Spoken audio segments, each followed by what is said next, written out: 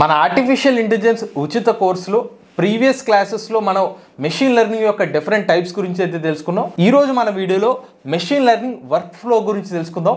అలానే machine learning work ఫ్లోకి machine learning యొక్క కీ కాంపోనెంట్స్కి ఉన్న తేడాను కూడా తెలుసుకుందాం. అలానే మన వీడియో టాపిక్లోకి వెళ్లే ముందు మన AI తెలుగు channel beginner course 7th batch October 13వ తారీఖు నుంచి స్టార్ట్ అవుతుందండి. టైమింగ్ సాయంత్రం 6:30 నుంచి 7:30 వరకు. అలానే లెవెల్ 2 AI కోర్స్ కూడా స్టార్ట్ చేస్తున్నాం అండి. అక్టోబర్ 22వ తారీఖు నుంచి స్టార్ట్ అవుతుంది. ఎవరైనా ఇంట్రెస్టెడ్ ఉండి AI కోర్సులో జాయిన్ అవుదాం అనుకుంటే స్క్రీన్ పై కనిపించే నెంబర్కి వాట్సాప్ చేయండి. నమస్తే, నేను మీ కృష్ణ చైతన్య మండేలా, మీరు చూస్తున్నారు AI తెలుగు. సో ఫస్ట్ అయితే మనం మెషిన్ లెర్నింగ్ వర్క్ ఫ్లో గురించి తెలుసుకుందాం. అయితే మనకు ఫస్ట్ ప్రశ్న ఏంటంటే, అసలు మెషిన్ లెర్నింగ్ వర్క్ ఫ్లో ఎందుకు అవసరం? మీరే ఒకసారి ఇమాజిన్ చేసుకోండి, మీరే అదృష్టవశాత్తు మీరు మెషిన్ లెర్నింగ్ ఇంజనీర్ అయ్యారు అని అనుకుందాం. అప్పుడు మీరు ఏం చేయాలి? ఒక పర్టికులర్ ప్రాజెక్ట్ మీద వర్క్ చేస్తారు అనుకుందాం. సో వాళ్ళకు ఒక పద్ధతులు ఉంటాయి కదా, డైరెక్ట్గా ఒక పని నుంచి ఎండ్ వరకు కొన్ని ప్రాసెస్లు ఉంటాయి. ఈ ప్రాసెస్ ఫస్ట్ ఈ ఫ్లో ఉంటుంది, నెక్స్ట్ ఒక పని చేయాలి, ఇలాగ ఒక 5-6 స్టెప్స్ అయిన తర్వాత ఫైనల్గా మనకు అవుట్పుట్ వస్తుంది. దీన్నే వర్క్ ఫ్లో అంటారు అనమాట. అటువంటి ఒక వర్క్ ఫ్లోనే మెషిన్ లెర్నింగ్ వర్క్ ఫ్లో అని అనుకోవచ్చు. సో దీనికి కొన్ని స్టెప్స్ ఉంటాయి. ఫస్ట్ వచ్చి మనకి problem definition, second data collection, third data pre processing, fourth model building, fifth model evaluation, sixth model deployment. ఇది సింపుల్గా మనం అర్థం చేసుకున్న తర్వాత నెక్స్ట్ పాయింట్ గురించి మనం అర్థం చేసుకుందాం. ఫస్ట్ మన ప్రాబ్లమ్ డెఫినేషన్. ఒక కంపెనీ గురించి ఏదో ఒక పర్టికులర్ వర్క్ మీద వర్క్ చేసేదాన్ని మనం ప్రాబ్లమ్ డెఫినేషన్ కింద తీసుకుంటాం. అంటే మనం ఏం చేయాలనుకుంటుందని ఫస్ట్ ప్రాబ్లమ్ డెఫినేషన్ కింద. నెక్స్ట్ డేటా కలెక్షన్, దానికి కావాల్సిన డేటాను కలెక్ట్ చేసుకోవడం. నెక్స్ట్ డేటా ప్రీ ప్రాసెసింగ్, వచ్చిన డేటా నుంచి దాన్ని ప్రీ ప్రాసెసింగ్ చేసుకోవడం. నెక్స్ట్ మోడల్ బిల్డింగ్, దాని నుంచి వర్క్ చేసే విధంగా ద్వారా వర్క్ చేసే విధంగా మోడల్ బిల్డ్ చేయడం.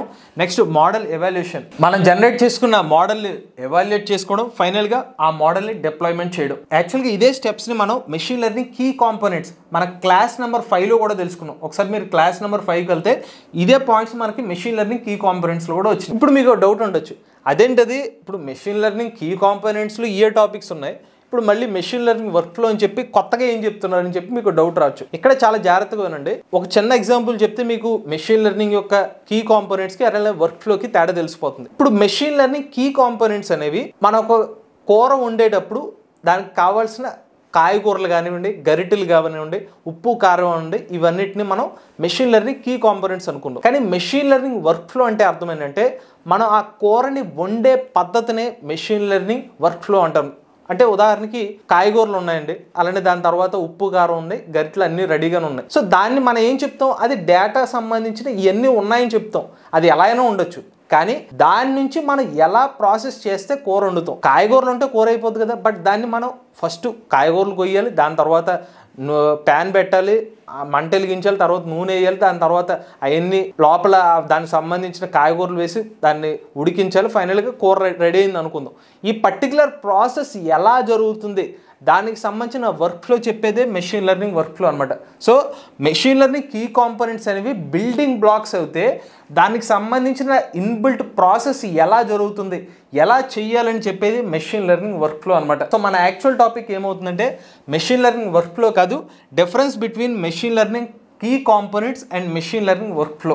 ఇది మాట్లాడుకున్న తర్వాత దీని గురించి ప్రతి ఒక్క టాపిక్కి ఒక్కొక్క సెపరేట్ వీడియో అయితే చేస్తాం. సో ఫస్ట్ మనం మెషిన్ లెర్నింగ్ కీ కాంపోనెంట్స్కి మెషిన్ లెర్నింగ్ వర్క్ ఫ్లోకి ఉన్న తేడాని ఒక పద్ధతిలో తెలుసుకుందాం. ఫస్ట్ స్కోప్ గురించి మాట్లాడుకుందాం. స్కోప్ అంటే ఒక 5 పాయింట్స్ గురించి మాట్లాడుకుంటే మీకు మరింత క్లారిటీ వస్తుంది. ఇందాక చెప్పిన ఫస్ట్ ఎగ్జాంపుల్కి దీనికి లింక్ ఉంటుంది అనమాట. మెషిన్ లెర్నింగ్ కీ కాంపోనెంట్స్ ఏంటంటే బిల్డింగ్ బ్లాక్స్ లాంటివి. అంటే డేటా ఉంటుంది, అల్గారిథమ్స్ ఉంటుంది, ఇలా మనం జస్ట్ మాట్లాడుకుంటాం. ఇదిగోండి ఇది అల్గారిథమ్స్. ఈ ఫస్ట్ ఏమో మనం డేటా దాని తర్వాత అల్గారిథమ్స్, మోడల్స్, ఇలా మనం మాట్లాడుకున్నాం అనుకుందాం. బట్ అదే మనకి మెషిన్ లెర్నింగ్ వర్క్ ఫ్లోకి రాగానే ఏమైపోతుంది, ఇదే ఇన్ఫర్మేషన్ని ఒక స్ట్రక్చర్డ్ దాన్ని ఆచరణలో పెట్టేస్తాము. అంటే దానికి ఒక స్ట్రక్చర్ ఫామ్ చేసేస్తాము. కీ కాంపోనెంట్స్ చెప్పేటప్పుడు పలానాది చెప్పేటప్పుడు ఇది ఉంటుంది అని చెప్పాం. బట్ అది డైరెక్ట్గా దాని తర్వాత ఇంటర్నల్గా ప్రాసెస్ గురించి చెప్పలేదు. ఆ ఇంటర్నల్గా జరిగే ప్రాసెస్సే మెషిన్ లెర్నింగ్ వర్క్ ఫ్లో. ఇక పర్పస్ గురించి మాట్లాడుకుంటే, మెషిన్ లెర్నింగ్ కీ కాంపోనెంట్స్ అనేవి ఇవి మెయిన్ ఎలిమెంట్స్ అనమాట. మనం ఏదైనా ఒక అల్గారిథం గురించి మాట్లాడుకున్నా, డేటా గురించి మాట్లాడుకున్నా ఇవి ఉన్నాయి అని మాట్లాడుకుంటాం. కానీ అదే పర్పస్ విషయానికి వస్తే, మెషిన్ లెర్నింగ్ వర్క్ ఫ్లోకి వచ్చేస్తే ఇది స్ట్రక్చర్లోకి మారిపోతుంది అనమాట. దానికి ఒక కనెక్టివిటీ ఉంటుంది అని మనం క్లారిటీగా అర్థం చేసుకుంటాం. నెక్స్ట్ ఆర్డర్ మరియు ప్రాసెస్. ఒకవేళ ఒక పద్ధతికి ఆర్డర్ మరియు ప్రాసెస్ ఉందంటే కనుక కీ కాంపోనెంట్స్కి ఆర్డర్ ప్రాసెస్ అనేది ఏమి ఉండదు అనమాట. ఉదాహరణకి డేటా అన్నాం, దాని డేటాను ముందైనా చెప్పొచ్చు, అల్గారిథంను ముందైనా చెప్పొచ్చు. కానీ అదే మనం వర్క్ఫ్లోకి వచ్చేసాం అనుకోండి, డేటా తర్వాత మనకు అల్గారిథమ్స్ వస్తాయని చెప్తాం. ఎందుకంటే దానికి ఒక సీక్వెన్స్, దానికి ఒక ఇంటర్లింక్ కనెక్టివిటీ ఉంటుందన్నమాట. సో మీకు ఇందాక చెప్పాను కదా, ఇది కేవలం కూరగాయల వరకే. కూరగాయలు ముందు తరిగేసుకోవచ్చు, కారం పక్కన పెట్టుకోవచ్చు, ఆ సామాగ్రి ముందు వెనకైనా అవ్వచ్చు. బట్ వండేటప్పుడు ఫస్ట్ అయితే మనం ప్యాన్ పెట్టాలి, దాని తర్వాత మంట వెలిగించాలి. ఈ పర్టికులర్ ప్రాసెస్లో చేంజ్ ఉండదు కదా. కానీ అదే కాయగూరలో ఫస్ట్ మనం ఉల్లిపాయలైనా దొరుకుకోవచ్చు, లేకపోతే కాయగూరలైనా దొరుకుకోవచ్చు. కానీ వండే టైంలో మాత్రం ఒక ప్రాసెస్ ఉంటుంది. ఎగ్జాక్ట్గా అదే మనకి మెషిన్ లెర్నింగ్ వర్క్ఫ్లో అనమాట. ఇక నెక్స్ట్ యాక్టివిటీస్ పరంగా చూసుకున్నట్లయితే మెషిన్ లెర్నింగ్ కీ కాంపోనెంట్స్లో ఇండివిజువల్గా ఉన్న డేటా గురించి మనం అనలైజ్ చేసుకుంటాం. ఓకే, ఇది డేటా ఉంటుంది, అలానే ఇది అల్గారిథమ్స్ అంటే ఏంటి, అలానే నెక్స్ట్ ఒక మోడల్ అంటే ఏంటి అని ఇన్ఫర్మేషన్ తెలుసుకుంటాం.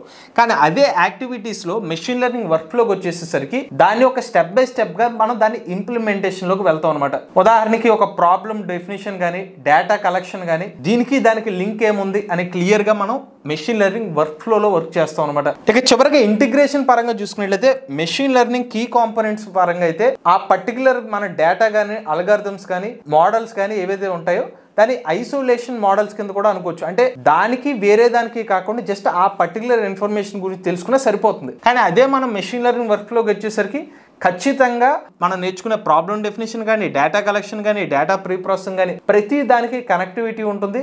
అట్ ది సేమ్ టైం లోపల జరుగుతున్న ఇంటర్నల్ ప్రాసెస్ అన్నిటికీ కూడా లింక్ చేసుకుంటేనే మనకి మెషిన్ లెర్నింగ్ వర్క్ఫ్లో అనేది వర్క్ చేస్తుంది అనమాట. సో ఫైనల్గా మిమ్మల్ని ఎవరైనా ఒక ప్రశ్న అడిగితే మెషిన్ లెర్నింగ్ కీ కాంపోనెంట్స్కి అలానే మెషిన్ లెర్నింగ్ వర్క్ఫ్లోకి తేడా ఏంటని అడిగితే సింపుల్గా ఏం చెప్పొచ్చు అంటే, మెషిన్ లెర్నింగ్ కీ కాంపోనెంట్స్ అంటే మనకి కావాల్సిన ingredients machine learning key components.